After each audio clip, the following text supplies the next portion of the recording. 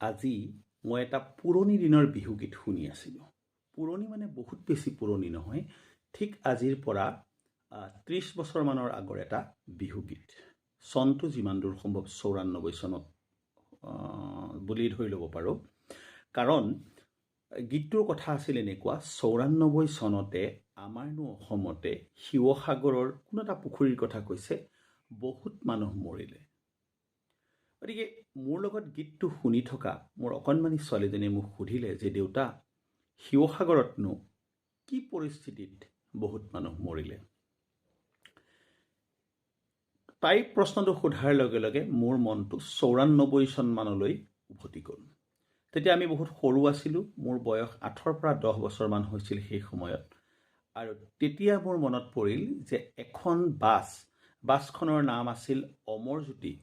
আৰু অমৰজ্যোতি বাছ শিৱসাগৰৰ পৰা ডিব্ৰুগড় অভিমুখে গৈ আছিল, আৰু যাওঁতে বাছখনে নিয়ন্ত্ৰণ হেৰুৱাই এটা পুখুৰীত সোমালেগৈ। আৰু পুখুৰীত সোমোৱাৰ লগে লগেই বাছৰ বহু সংখ্যক যাত্ৰীৰ থিতাতেই মৃত্যু হ'ল, সলিল সমাধি ঘটিল। গতিকে এই গীতটো শুনাৰ পিছত মোৰ কিছুমান বিশেষ পৰিস্থিতিৰ কথা মনত পৰি গ'ল।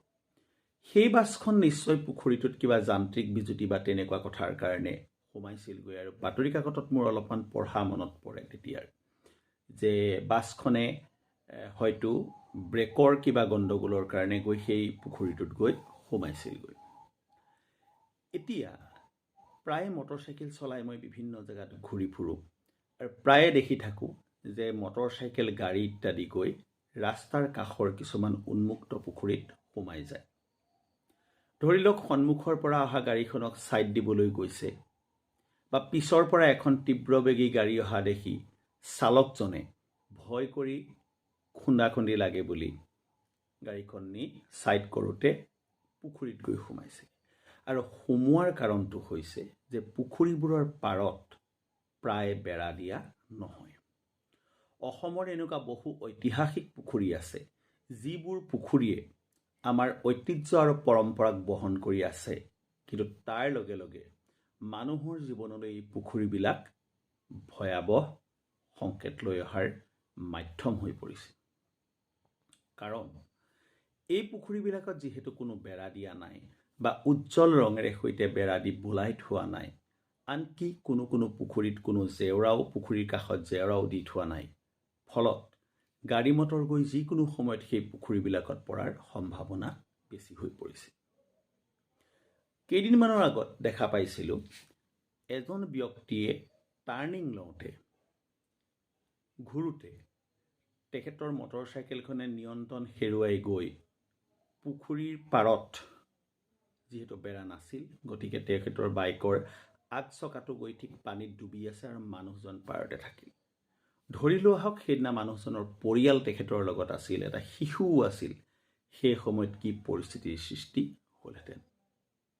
আপোনাৰ গাঁৱতো যদি টাৰ্ণিঙৰ কাষত বা এনেই চিধা ৰাস্তাটো দ পুখুৰী আছে, খাৱৈ আছে, তেতিয়াহ'লে সেইটো পাৰত বেৰা দিবৰ কাৰণে আপুনি এক ব্যৱস্থা গ্ৰহণ কৰিব পাৰে। পুখুৰীটো কাৰোবাৰ ব্যক্তিগত পুখুৰী হ'ব পাৰে, পুখুৰীৰ মালিকজনক আপোনালোকে প্ৰেছাৰাইজ কৰিব পাৰে ৰাইজৰ এজন প্ৰতিনিধি হিচাপে, বা ৰাইজৰ এখন সমূহীয়া ৰাইজৰ অংশ হিচাপে আপুনি তেখেতক ৰিকুৱেষ্ট কৰিব পাৰে যে সেই পুখুৰীটো যিকোনো সময়তে কাৰোবাৰ মৃত্যুৰ কাৰণ হ'ব পাৰে।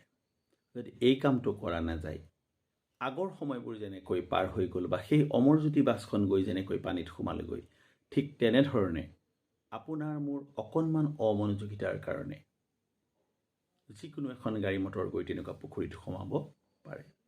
গতিকে কথাখিনি আপোনালোকে এবাৰ ভাবি চাব, ভাবি চাই আপোনালোকৰ মতামত এই মাধ্যমতে জনাব, আৰু তেনেকুৱা এটা যদি কিবা ব্যৱস্থা কৰিব পাৰে খুব ভাল হ'ব বুলি মই ভাবোঁ। গতিকে আপুনি কথাখিনি চিন্তা কৰিব পাৰে।